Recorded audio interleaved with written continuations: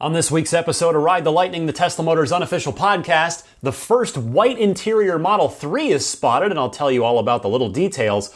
Plus, the first couple Model 3 accessories have been revealed, and more.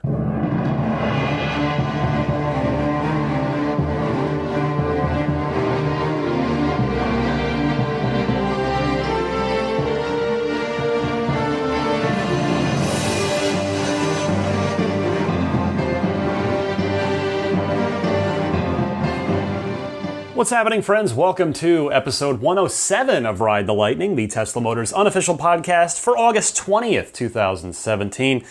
I am Ryan McCaffrey. Good to be with you once again. And just before recording this, had dinner with Ride the Lightning listener Nick from Ohio and his lovely wife, and had a wonderful time. I have to say, I've been able to meet a few of you here and there in sort of various ways under various circumstances. And it has just been a treat. You know, I'm very lucky to have had a long career so far in the video game space, but getting into the world of Tesla, again, you know, I'm not an owner yet. I don't own a Tesla as of now, but through this podcast, I've been able to, you know, contribute a little something, I hope, to the Tesla community and start to meet some of you fine folks. And it really has been wonderful because it just, again, I have nothing else to compare it to, but it reminds me of the DeLorean community that I was so fortunate to be a part of for so long, where, you know, the DeLorean was a car because of course, Back to the Future and its sort of quirky history. The DeLorean and the fact that the DeLorean doesn't cost $100,000, it really brought all walks of life together. You know, young, old, rich, not so rich. Everybody loved the DeLorean. A lot of people loved the DeLorean. It wasn't just sort of a, you know, rich super guy car. And yes, I mean, the Teslas, as we have known them so far, have been a bit more upmarket. But the people that I talk to, you know, because the car is tech, because it is, you know, it's a car for nerds like me. It's a car for enthusiast car guys. It's really, I'm seeing the same thing, a similar thing as with DeLorean, where it's really all walks of life that are drawn to Tesla, and that we share this common passion. And I think it's just really fantastic. So thank you, Nick, for meeting me while you were visiting San Francisco, and I had a fantastic time getting to know you face to face a little bit. And before I move on, one other quick note this week. Last week, thanks to the handful of you that wrote me, the pace car, that was the thing I was trying to think of that I was blanking out on.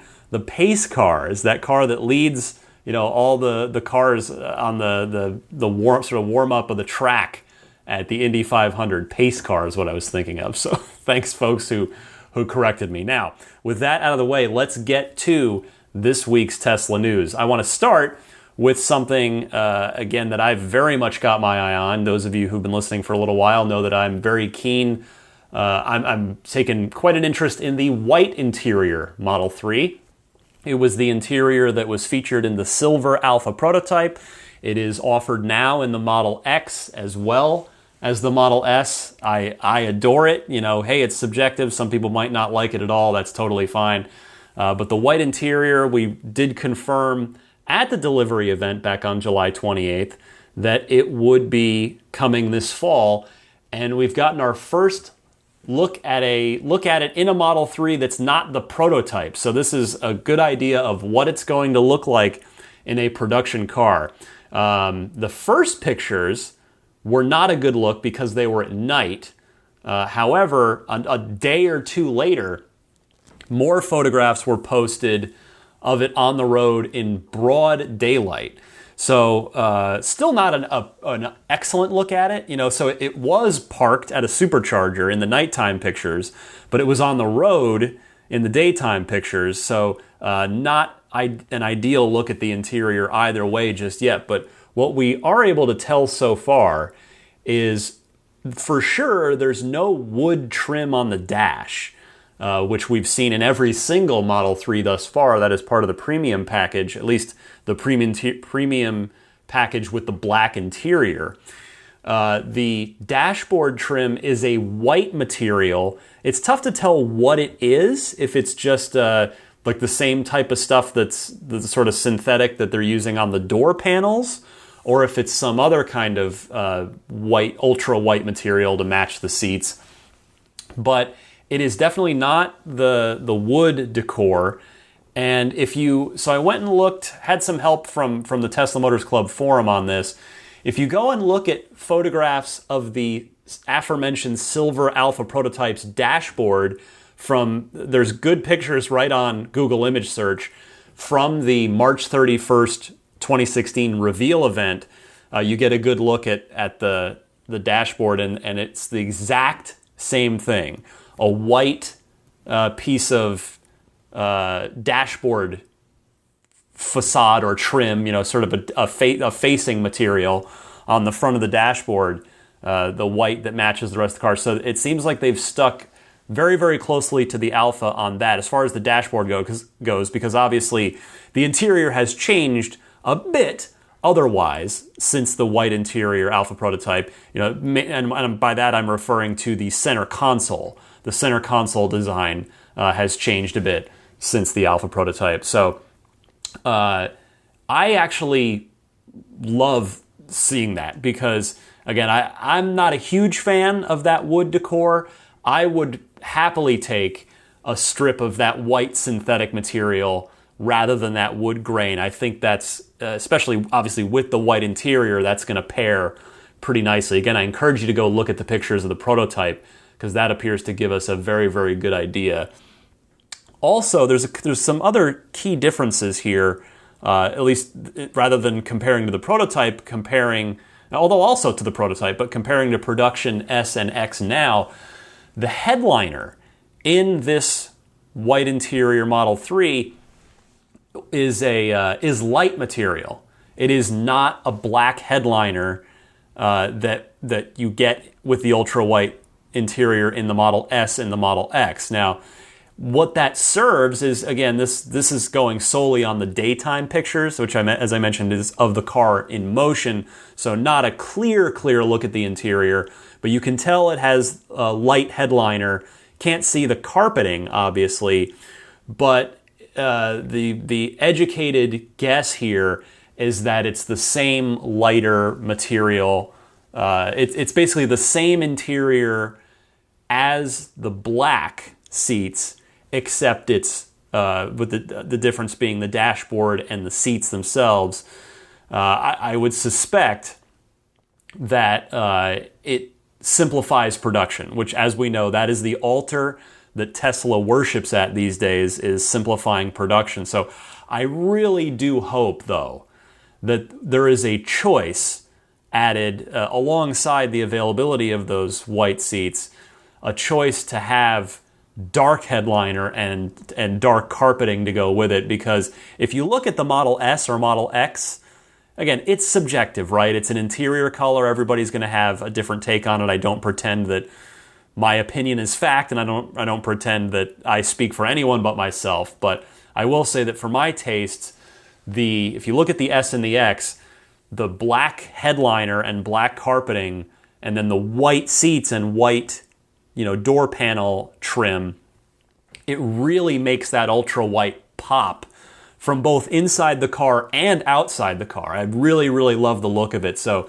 Elon Musk, if you happen to be somehow listening to this podcast, please offer the black headliner and just the black interior materials to help nicely contrast the ultra white seats and ultra white trim. So we'll see how that pans out. But for now, it does look like it's going to be white seats, white dash trim, and light headliner. I will say, though, in its defense, it does make the whole, just from the picture, this is without even seeing it in person, getting a really good look at it, but it obviously makes the entire interior look pretty, light and airy, rather than dark and cavernous. So it does have a very sort of, almost, I know this is subjective and I'm interpreting it based, probably looking way too much into this, but it did have a very, just because you can contrast between the S and the X with the dark headliner and dark interior, other materials off the white seats. It does have a kind of more airy, light kind of feel to it. So if it doesn't end up being offered with darker material around it, I'm certainly not going to complain. I'm still going to get it, and maybe it'll end up working out. I mean, I figure it's a simplicity thing. It's a manufacturing thing, so they don't have to put different headliner materials on different cars. We shall see. As a semi-aside to this, before I move on to the next story, I know it's not necessarily an apples-to-apples thing, but we know for sure that the white interior is expected to be available this fall. That is what Tesla has set the expectation of publicly. And with that in mind, it was now just spotted this week in public for the first time on a release candidate vehicle. So we saw these 20-inch sport wheels last week in public for the first time on a release candidate car. I wonder if there's any chance that those 20-inch sport wheels may be on a similar timeline. If we may see those 20-inch sport wheels made available for purchase sooner rather than later. I sure hope so. I hope they're there. As long as they're there by the time I go to order my car, that's what I'm looking for. All right, next story this week is actually also about wheels. That was accidentally a really good segue. We have more evidence now that the Aero wheels, those 18-inch wheels that come on the Model 3 by default, are in fact wheel covers, as everyone very, very, very strongly suspects. So a production car, and in fact it was the same multi-coat red Model 3 that was photographed last week in public, and the reason we know that is because it has a vanity plate on it. That's how you know. I mean, that's the only way to know, but it's a pretty good indicator. So that car was photographed with 19-inch sport wheels a week or two ago, and this week it was photographed at Tesla with those asterisk design wheels that we saw on many of the release candidate Model 3s. Now those wheels, those asterisk wheels, were dark gray, which matches the Aero wheel. So not sure if that's a factory thing or if the owner had them powder coated. They kind of look powder coated to the naked eye, but if you remember back to those release candidates, when we did see those Aero wheel covers, they had a silver ring around the edge of the rim. And a lot of people were not fond of that. And we've since more recently been seeing 18-inch Aero wheels on Model 3s that don't have a silver ring around them. So maybe they're not powder coated after all, and the wheel is in fact a dark gray to match the Aero wheel cover, so that you don't get that silver ring, and if you take them off, that's what you get. Now, this owner, this presumably Tesla employee, given not only the early VIN of the car, but also, of course, where it's been photographed, it had sort of this lug nut covers on them, as well as a logo center hub with the Tesla T logo on there. So it looks like they kind of prettied them up a little bit. It's tough to tell yet if that's something that Tesla just gives you with the car. Probably not. I suspect my guess is that this owner did that on his or her own. In fact, I'm going to say his only because the vanity license plate that I mentioned a minute ago is his Model 3. So I presume they have a reservation for the spouse as well that may be her Model 3 and the plate they have for that one.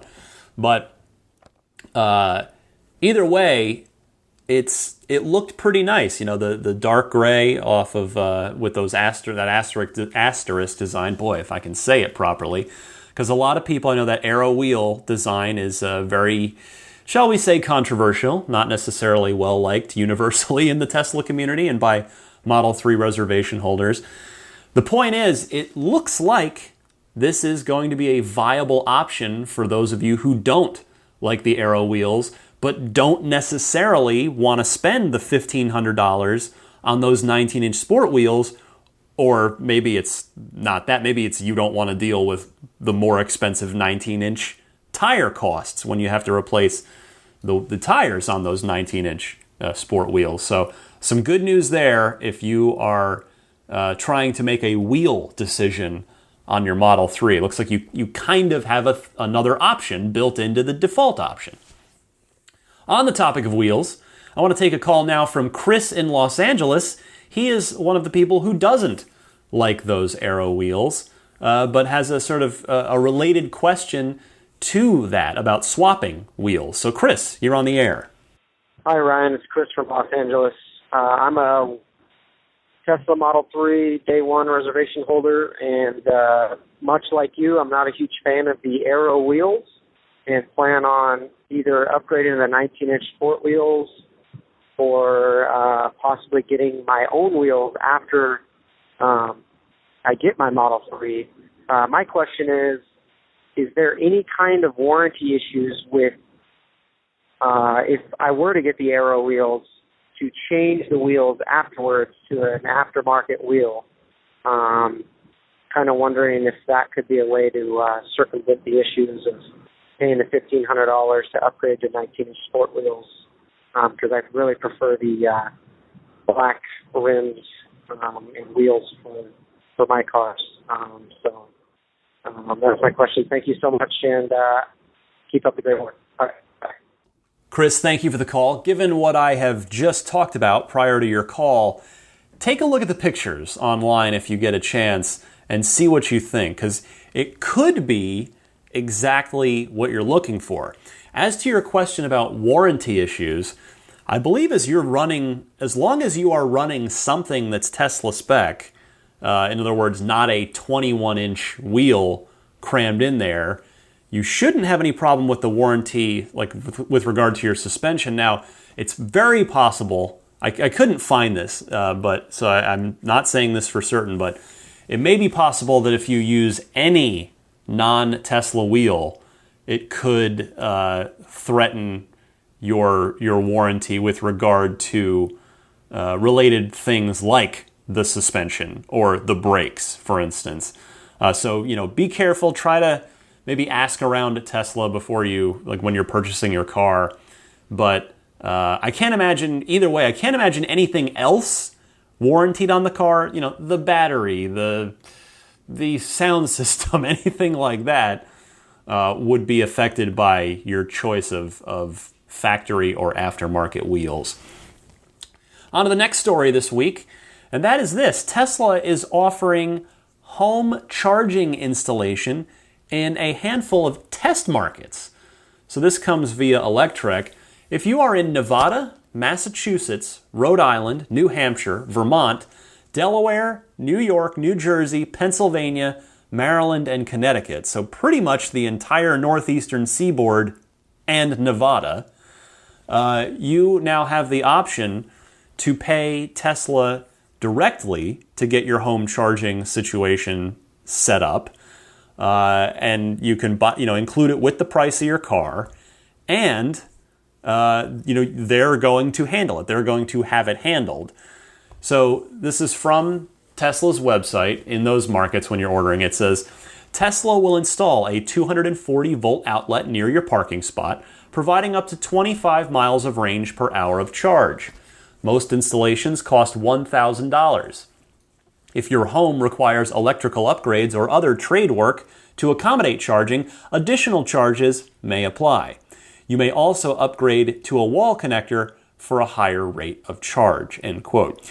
And if you were playing a drinking game in that paragraph with the word charge, congratulations, you're wasted. They used the word charge quite a bit, whether they were talking about electricity or money. Anyway, this $1,000 seems a little unreasonably expensive, which, in my opinion, is rather unlike Tesla. Tesla is, with stuff like this, they've generally been pretty fair. I mean, the high power wall connector has gone quite a bit down in price over the years, and it's now $500 or $550 if you get the one with the super long cable. I mean, I had I've told you all before, I had a NEMA 1450, a 50 amp circuit, 50 amp outlet put in my garage, which I have proven this. I've had a Model S in there on rare occasion that I've told you about before.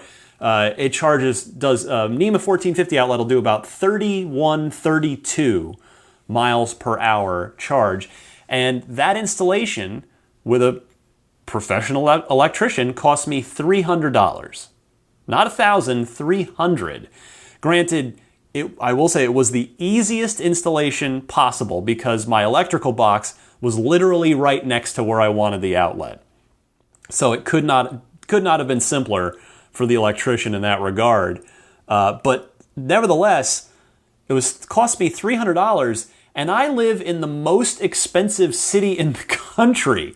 So $1,000 with room for Tesla to charge you more, if necessary, as they stipulate there, and to only get a 25 mile per hour outlet out of that seems pretty steep to me. So hopefully, since this is a test market scenario, they have not rolled this out nationwide, let alone worldwide. Hopefully Tesla is going to adjust the price down on this as they do more installations or don't get many takers in those test markets. Probably either of those things. They'll either, the takers they do get, they'll sort of figure out what they'll do cost analysis on that stuff, or if they just don't get a lot of takers, they'll know, hey, maybe we're charging a little much here. So I do really hope that price comes down, hopefully a good bit. I mean, I was able to get mine done for $300, and by the way, that $1,000 does not include a wall connector. If you want that, that's an additional charge. So, Tesla, if you're out there, let's work on that. Let's cut that price in half. I'd be willing, for sort of the convenience of it, I'd be willing to pay a tad more just to have Tesla do it themselves. Then they're sort of, you're getting the guaranteed thing effectively, but not going to pay that kind of premium. So hopefully they'll sort it out. A price that is pretty reasonable, though, is the price Tesla is charging for the Model 3 car cover. That was added to the Tesla online store this past week. And for either an indoor or an outdoor cover, it'll cost you $300, which I actually found pretty fair. I paid about, if I remember right, I paid $250 for a really, really nice custom fit DeLorean car cover. And that was over a decade ago. That was years ago. So $300 it seems reasonable, seems pretty fair to me. Here's the description for the indoor cover. Stretch satin fits your Tesla like a glove, hugging its contours and protecting the paint finish from dings, scratches, and dust that are imminent with indoor storage. I would probably add cats walking on it onto that, because I've heard from friends and seen many a picture of cats like to roam around in garages and drag dirty footprints over people's cars. Convenient charge port openings allow for connection to an outlet, and ventilated mesh allow for airflow while charging. So yeah, it is cool. They've got a thing built into the car cover so you can still plug it in even with that indoor car cover on there. And then the air intake on the bottom front of the air dam on the front of the car is ventilated mesh there to allow the car to vent if you're parking, if it's hot.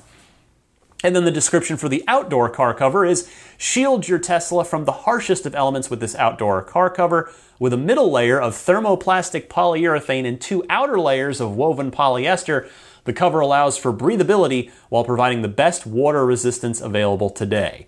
Convenient charge port openings allow for connection to an outlet, and ventilated mesh allow for airflow while charging. So same thing as on the indoor cover there. So could be, for those of you who may be getting your Model 3 at the end of the year, or even if you're not, even if you're expecting it a bit later into 2018, you might want to nudge your significant other if a car cover is on your wish list, either indoor or outdoor for whatever your purpose may be. That could be might want to nudge. That could be a good gift from Santa, because your significant other, your Santa, can just go right onto Tesla's website and order it, and then you can get it over the holidays as a gift. So wink, wink, nudge, nudge. A couple of more quick stories here. If I happen to have any listeners in Luxembourg, be on the lookout for 2 Model S's as police patrol cars in the town, the city or town. I'm probably going to screw this up. I apologize in advance.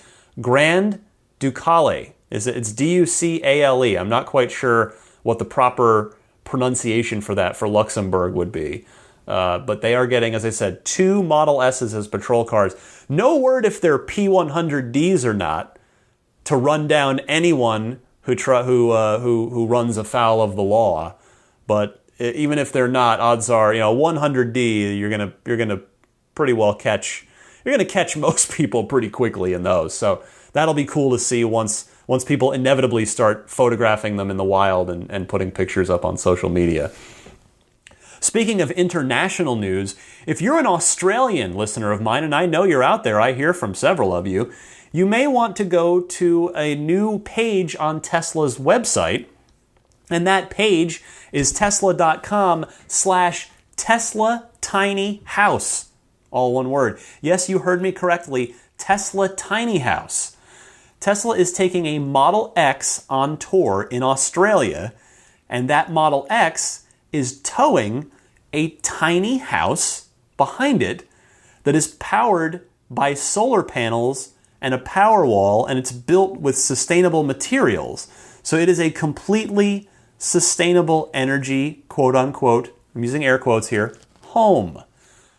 Tesla says, quote, "The tour is designed to provide a one-on-one educational experience on how to integrate Powerwall and solar to seamlessly power an entire home 24/7, allowing Australian consumers to gain control and understanding of their power use." And my only thought here after looking at the pictures of this was, in San Francisco, they could get $1 million for that house. Someone would pay $1 million to live in that. That's how crazy our real estate is. But no, seriously. So that's a neat little sort of road show that Tesla's running. We know that solar is very popular, more popular, more prevalent in Australia than in other nations as the rest of us. We're all moving forward with it, but Australia leader of the pack on that.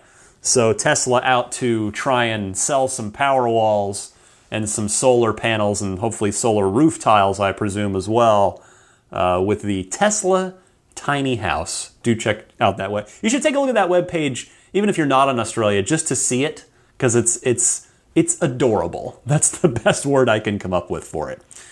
Finally, this week in the news, if you have an Autopilot Hardware 2 Tesla, be it an S, X, or yes, all the Model 3s. If you have a Model 3 and you're listening to this podcast, please call in. I would love to talk to you about your car. Yes, those who've taken the first deliveries, the Tesla employees and sort of those founder level investors, they've shared a few details here and there on social media, but I've reached out to a couple of them to try and get interviews for the podcast about not only their Model 3, but about sort of their experience. If these people are either employees or in the people I've reached out to's case, big time early investors in Tesla, there's a neat conversation to be had there about believing in Tesla from the early stage and all the money that they've no doubt made on that investment. So anyway, yeah, if you have a Model 3, please call in and let me know, or email in and let me know, and let's talk, shall we? But in any case, the Hardware 2 cars got an update this week that you probably already know about, but in case you hadn't looked at the release notes, and this is the relevant part for the rest of us that don't have either Hardware 2 cars or Teslas at all, they've added in auto high beams for this, which brings Hardware 2 even closer to parity with Hardware 1. Almost all of the features from Hardware 1 are now in the Hardware 2 cars. So if you're not familiar, the auto high beam is if you have your high beams on and the car detects another car coming, it will actually switch off the high beams, and then as soon as the car is gone and your car doesn't sense it anymore, it'll put your high beams back on for you. So that's kind of it's a nice little thing. I'm trying to remember somebody's Tesla I was driving that had that. It must have been a Hardware 1 car. I don't remember when, but in any case, again, so that will be there. The other relevant point to make about that is, since it's been added this week, that means all of us, when we take delivery of our Model 3s, that feature will indeed be there, which is fantastic. All right, that is it for this week's Tesla news. I'm going to come right back after this to get to your fantastic calls in the Ride the Lightning hotline. And yes, it is another batch of fantastic calls. 1, 2, 3, 4, 5, 6 of them, in fact, to go along with Chris's excellent call that we already did earlier in the show. So be right back right after this.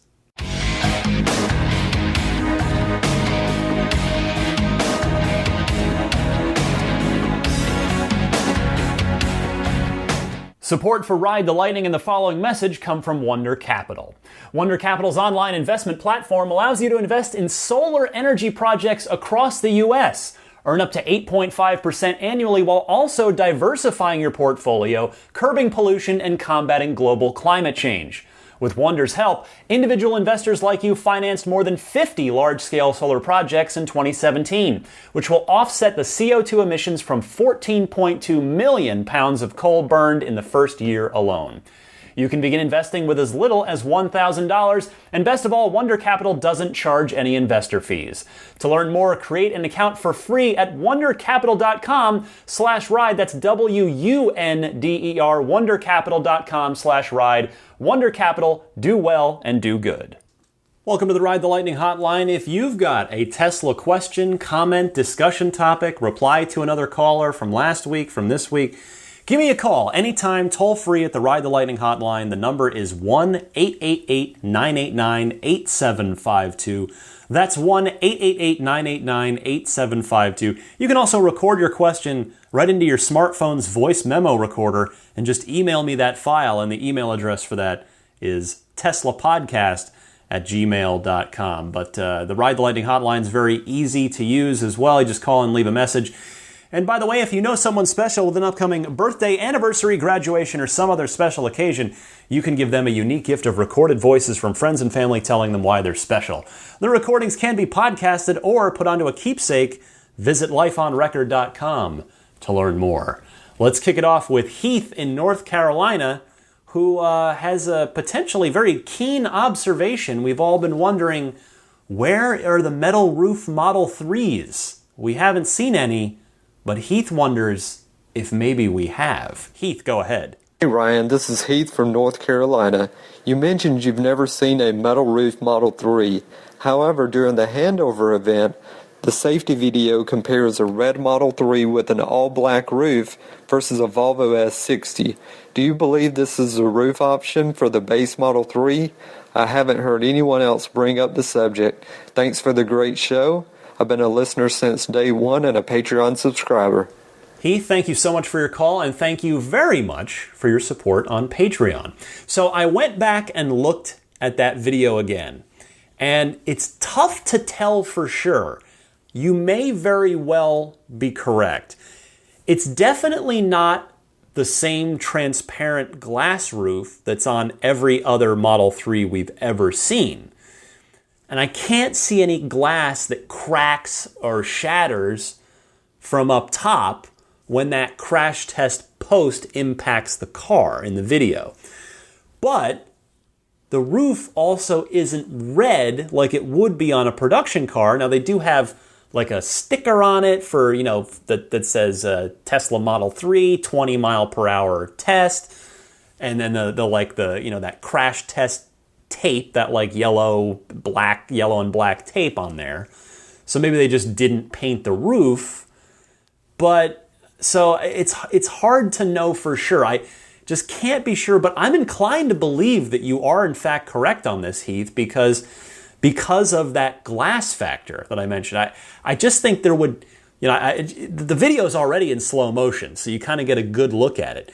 So I would think that there'd be obvious cracking and, like I said, maybe breaking of glass on that roof if it was a glass roof being impacted by a pole from the side.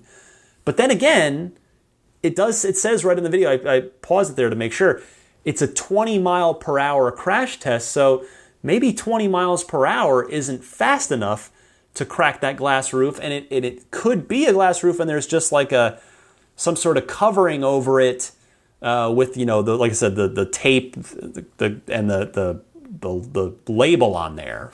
So it's tough to know, but I do think you might be very well correct on this, Heath. So good eye on your part. Next is Eddie from Pennsylvania, who kindly calls in response to our friend Mike from Charlottesville regarding what cold weather does to your Tesla battery pack. Eddie, take it away. Hello, Ryan. This is Eddie from Pennsylvania calling in to add to the conversation with Mike from Charlottesville about cold climate driving.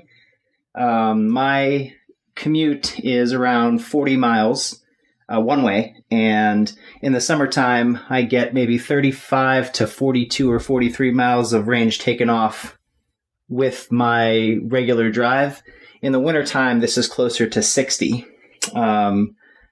There are some other things to be considered, though. I live in a relatively high elevation, and when the vehicle is cold, regen is limited. So where I get the added bonus of going downhill and putting some energy back into the battery, I don't get that in the wintertime, as when the battery is cold, it limits the amount of regen you can put back in. So going down the hill, I use more brake than I do regen, and that effectively doesn't add or help with the range, causing it to deplete quicker.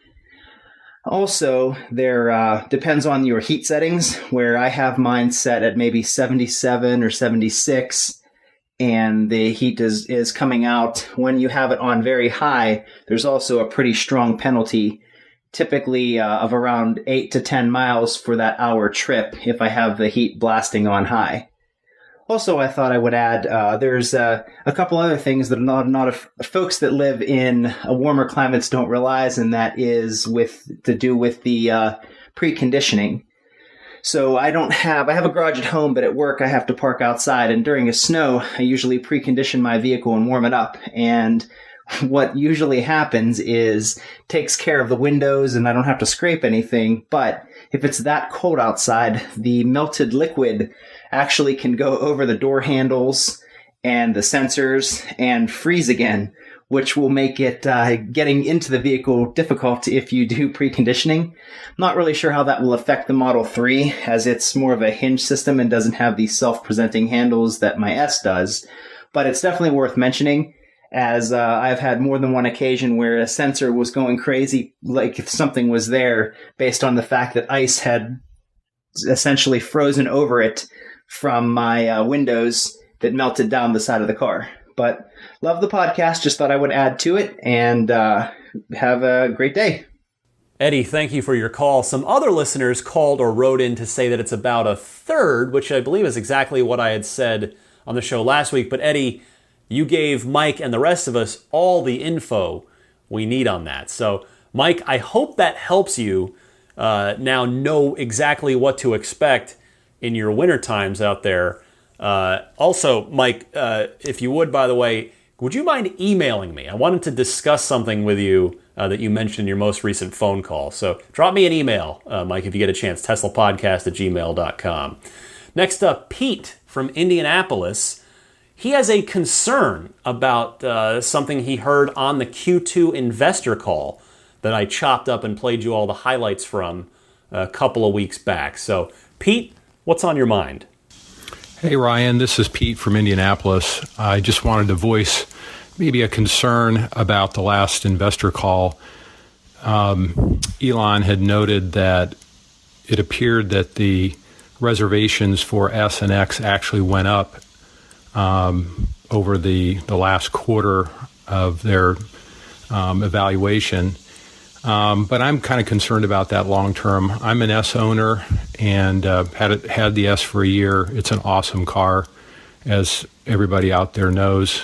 However, a lot of us, I suspect, stretched significantly to buy that car. I've never owned a car that was that expensive in my life. The last car I had was probably $30,000, $40,000 cheaper. So I kind of wonder if the Model 3 is as good as they say, and if it gets optioned out with a faster dual motor and all the bells and whistles, nicer wheels, etc. People like me are probably going to jump to a 3 because it's got the same interior room.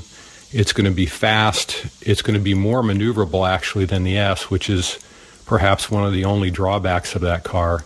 So I'm not very bullish on the future of the S unless they make some significant changes, and that way the people that still have the money to spend may want to opt for that car. But I think you're going to see a lot of us S owners, when our lease is up, we're going to shift to a Model 3. I'd like to hear your thoughts on that. I think you may be right about that, Pete. And here's the thing. I kind of doubt Tesla minds. We heard on that investor call that Tesla is on their way to making a 25% margin per car on average with the Model 3, which is what they make on the S and the X. But if they make up for the lower price of the 3 with a significantly higher volume, I'm not sure it's going to matter. What I do think, in response to your call, is that we may already be seeing the ceiling of the Model S's market. I hope not.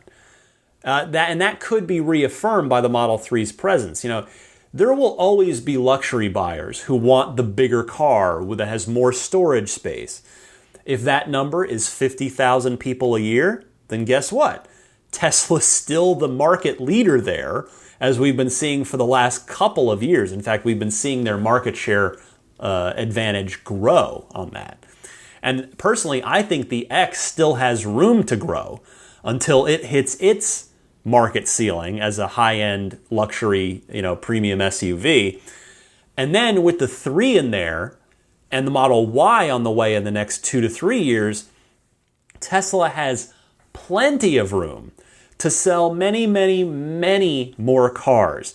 But fundamentally, I do agree that a lot of existing Tesla, meaning S owners, may very well go to the Model 3 instead when their time comes.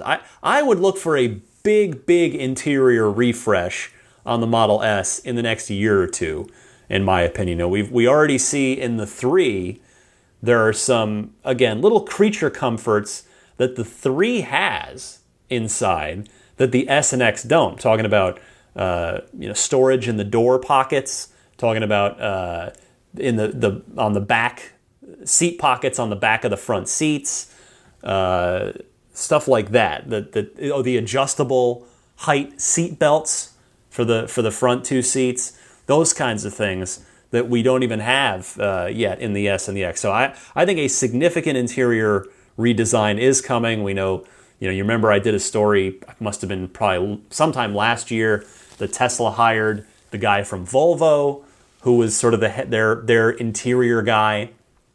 So I have to imagine that person is hard at work on a significant rethink of the Model S interior, particularly in the same vein of this ultra minimalist interior that the Model 3 has. Now, the 3, part of the reason the 3 is a minimalist interior is for cost, so that they just have, it's fewer things, easier to build. There's no instrument cluster. The S will probably have, but not probably, it will definitely have more bells and whistles, but I would still expect the interior in the S and eventually the X to simplify while still having all of the cool bells and whistles and being an interior more befitting of a $100,000 car. Pete, thank you for that call. Next is Kenny from Virginia, who is looking to get into the business of installing superchargers. The question is, can I help Kenny out? Kenny, go ahead. Hey, Ryan, what's going on? Thanks for taking my call. This is Kenny from Virginia. I've been listening to your show for a while now, and I really like what you're doing. Really appreciate you putting together a nice, solid podcast for us to listen to and get good information about Tesla and what's going on in the EV community.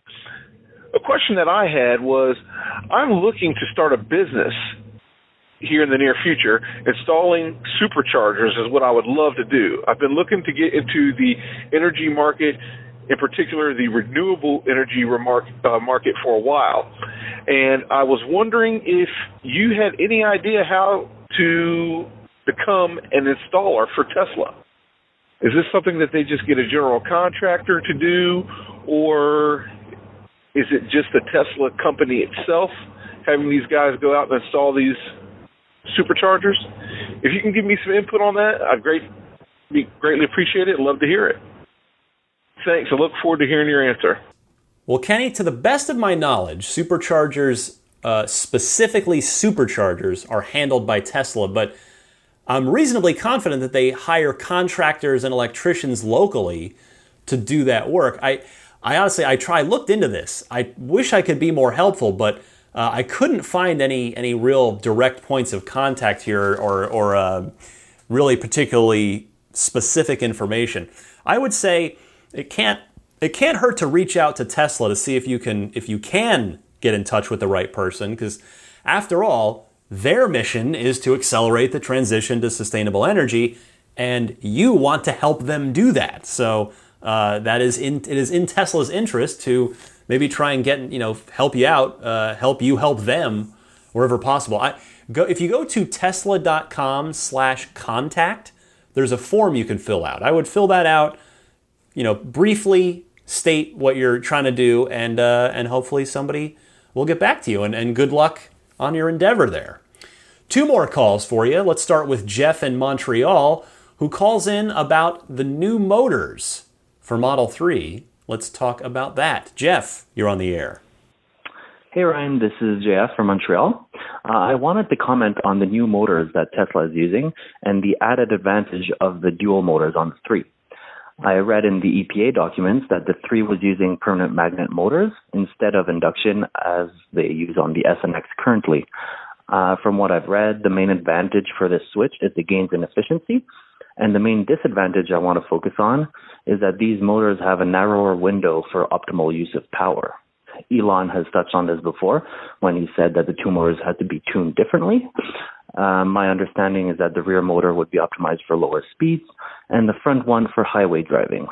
This leads me to think that the bump in range might be more substantial on the 3 than on the S, especially on the highway.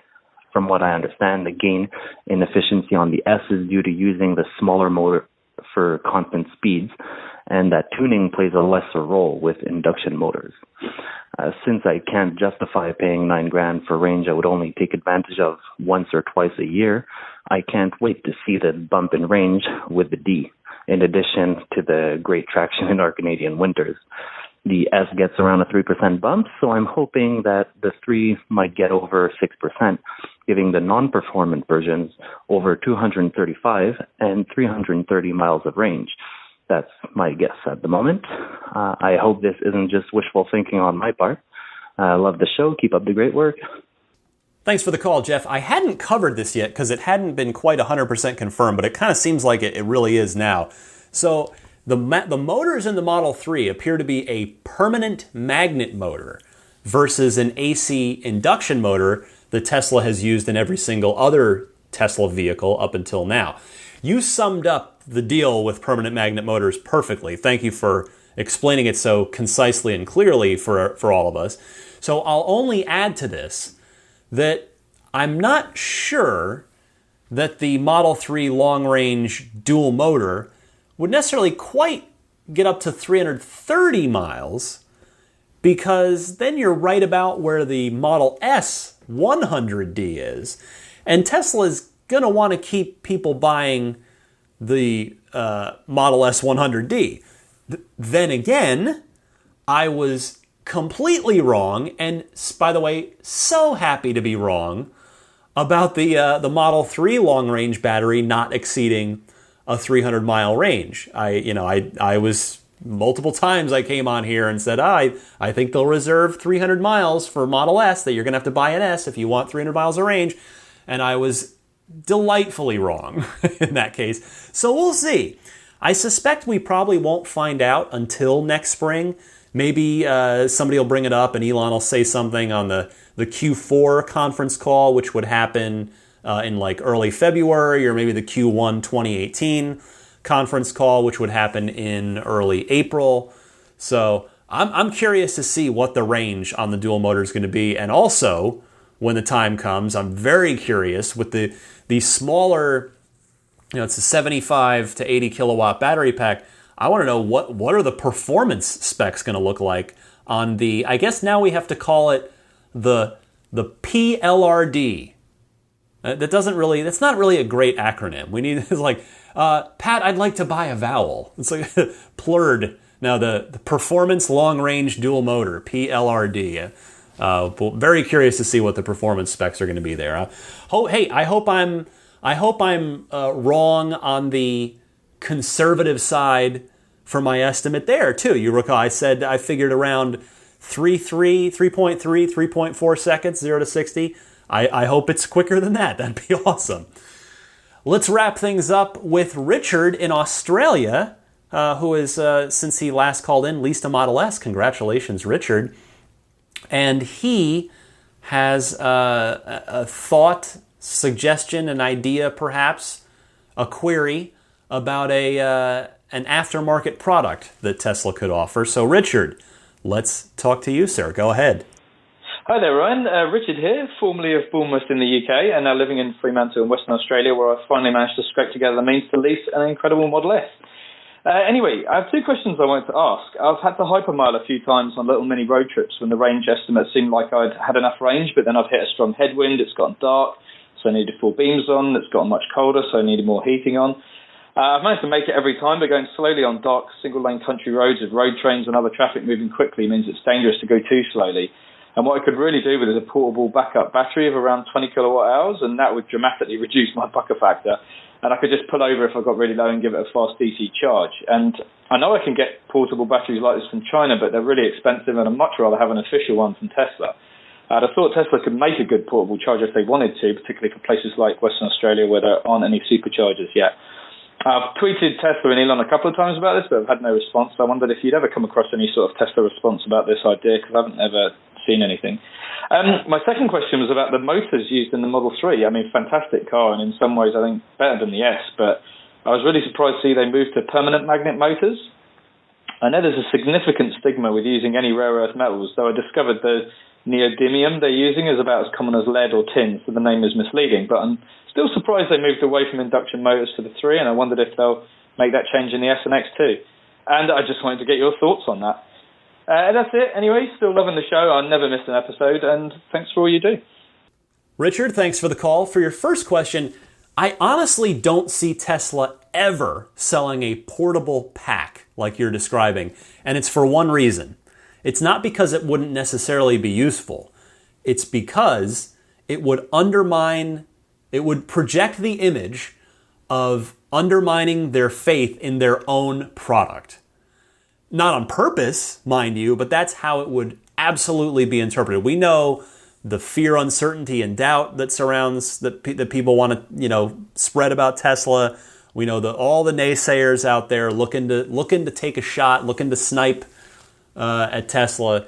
There is just I do not see any way in which Tesla sells a sort of a portable charge kit for, even in your perfectly valid use case of Australia, where you don't have, your supercharger network is not ideal at this stage in time, and maybe something like that would come in handy, but I just don't see them doing it because it would just be torn to shreds. I mean, this is not quite a one-to-one apples-to-apples comparison here, but you don't see other car companies selling gas canisters to their customers, though you can buy them elsewhere. But the point is, I think something like that would be used against Tesla the moment they offered something like that. Good news, though, The supercharger network is growing. It's tripling worldwide. Hopefully, your concern here will be moot in the nearish future. I know down in Australia, you're not quite getting the same, you're not getting the infrastructure upgrades at the same rate that the US and Europe is from Tesla, but it is on the way. Now, as to the permanent magnet motors that we talked about a minute ago, about them going on to the S and the X, I think it's going to depend.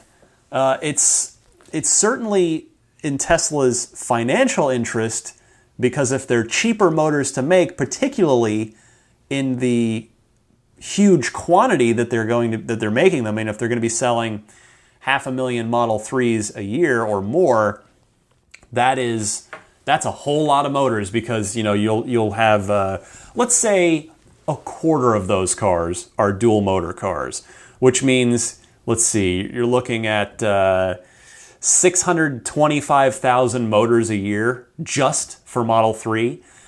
And the S and the X are all dual motor standard now. So that's 2 motors per car, every car. So Tesla could certainly improve their margins on the S and the X. The question is, the S is built, and the X too, they're built for higher performance. Would the permanent magnet motor make sense for the needs of the S and the X? And maybe they will. Maybe it will at some point. So we'll keep our eye on that for sure. But I think there is a very reasonable chance. It'll only be, it makes sense cost-wise. It makes sense production efficiency-wise. Although I guess not necessarily, because the S, X, and 3 are all on different production lines. But it definitely makes sense from a supply, the economy of scale perspective. But I doubt they're going to do it anytime soon. Especially, they're still on the 18650 battery cells, because they still have their contract with Panasonic. Elon has said that they're going to be sticking with that cell for the foreseeable future. But it certainly makes sense that at some point, when that contract is up, that Tesla will use their own cells from their own gigafactory in the S and the X, and it would probably make sense to make those 2170 cells. But a lot of potential, between battery cells, motors, and maybe an interior rethink.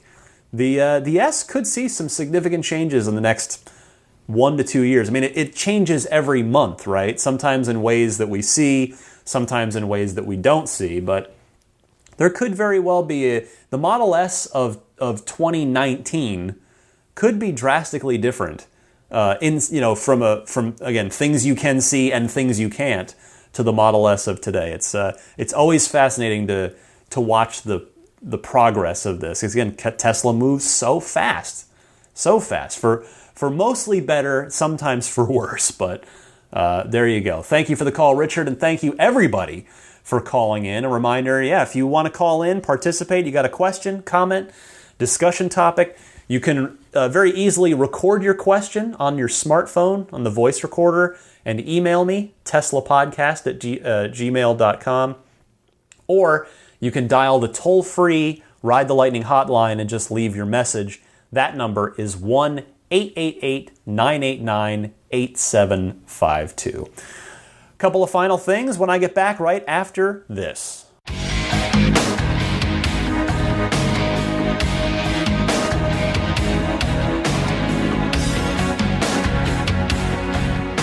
All right, I want to start by mentioning abstractocean.com. They've still got their coupon code, their 20% off coupon for listeners of this podcast is available.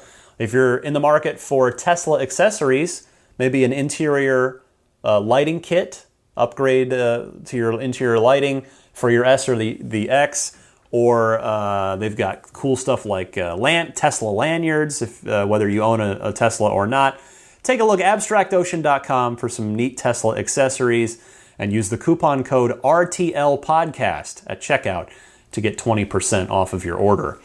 If you're buying a Model S or Model X, get $1,000 off and free unlimited lifetime supercharging by using our friend Gordon from Hawaii's referral code. You type this into your web browser and it will get that enabled for you. It is ts.la/Gordon1872. Or if you happen to be in a Tesla store speaking to a Tesla sales advisor, you can just give them that code when you're buying your car. Gordon1872 for $1,000 off your Tesla and free unlimited lifetime supercharging. I would be mighty grateful if you would take a look at my Patreon page if you'd like to see about supporting the podcast. If you get a lot out of it each and every week, hopefully a lot of information, maybe a little bit of entertainment here and there as well. I've got a Patreon page there. Take a look, patreon.com/Tesla Podcast. Patreon spelled Patreon. And I want to thank the list of folks who are supporting me at the $20 level or higher each and every month.